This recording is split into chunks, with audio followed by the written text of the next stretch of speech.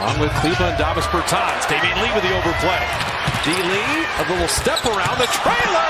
And Kuminga hung himself. Had that one deflected. There's Dinwiddie right down the lane. That's what happened when he found a way to finish that one. So Dinwiddie's going to run things, as Kalena mentioned. So if you watch the score with Doncic sitting, and Dinwiddie, he had 20 against you. Brunson is still in there, but he's going to defer to him a little bit and just make sure Spencer Dinwiddie gets comfortable. Jeff had Kleba on him, then doubled. D. Lee open three. And when Steph releases the ball, that's interesting. So that's the interesting one, that they just didn't assess a foul on Kleba, which they absolutely could have. You think you could go back and review the whole play as Bullock knocks down a three. You can, because you can say it's fouled 5 feet before the collision. Davis Bertans. Okay, here we go. I'm telling you, this guy's a video game. His hucking, how did he? I've never seen him miss a three. He's going to come back up when it comes to that percentage. Forget that. Yalitza and Porter, big to big passing. Just move without it. This is a great sign for Dallas, though. They have cut into the deficit while Doncic is sat. Man, he is a confident. We need a part. It's nearly done. Can you repeat that? That's better. Them down the stretch in those big games. Can we trust him in the playoffs? Jordan Poole, I'd say the answer is yes. Come on. I mean, he's just, born to lead. And Clay even mentioned Draymond was a leader on the Olympic team. There's Dinwiddie, you do this, and Dame Lillard, you do this, and KD will do this for us. And Draymond has a voice that cuts through the noise. Yep, his voice isn't one of those. Odd angle. Not enough contact for the foul.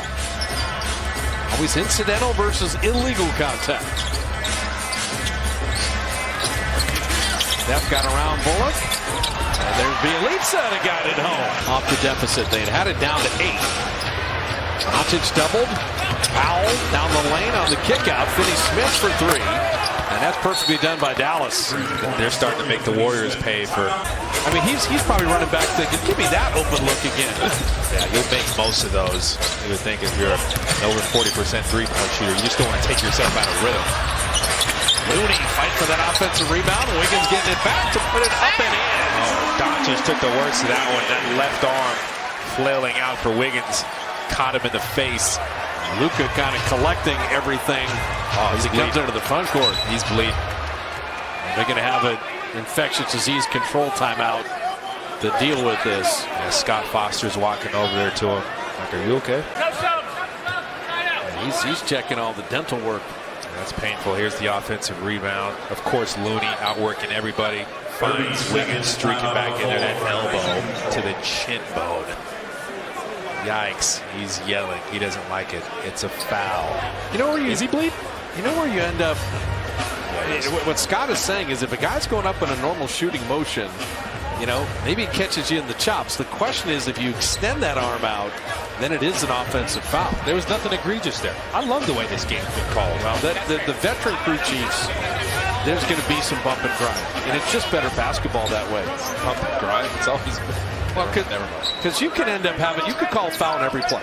There's contact in the NBA in every play. It's true. But there was a song that said there's nothing wrong with a little bump and grind, all right? So, but that was written about the NBA. You just didn't know that. All right. Dorian Finney-Smith kicking it back out to Bullock. Like I said, don't leave that guy open. You've seen him hit threes his whole career. And this is year 9 now for the 30-year-old. They get hot. Be very afraid. They're starting to move the ball, getting in rhythm here. Got a little momentum. Dallas is 8 of 14 on threes. Back to single digits now. Bullock playing the D on Poole. Shot clock at 11. Wiggins at 7. Finney-Smith's a good defender. He checked the shot clock. Andrew will rise for 3. And for Dallas, you see their D picking up as well. Warriors had nothing on that possession. Doncic's nice skip pass. Finney-Smith missing. So you can finish out this quarter strong. Going into halftime. Could be big. Looney took it to trouble. We're going to have a jump ball here as Finney-Smith came to clamp on the double team. Without Draymond, without Clay, without Andre, and without Wiseman. Their intensity's gone up, and Andrew Wiggins cut in there and actually brought Dorian Finney-Smith into Looney's airspace. And when Andrew realized it, he backed out, but it was already too late. So now you want to win this jump ball if you can. Steph checks back in. You'd love to get it to either Steph or GP2 over there. That's where he's facing. You got to box out. And perfectly called right to GP2.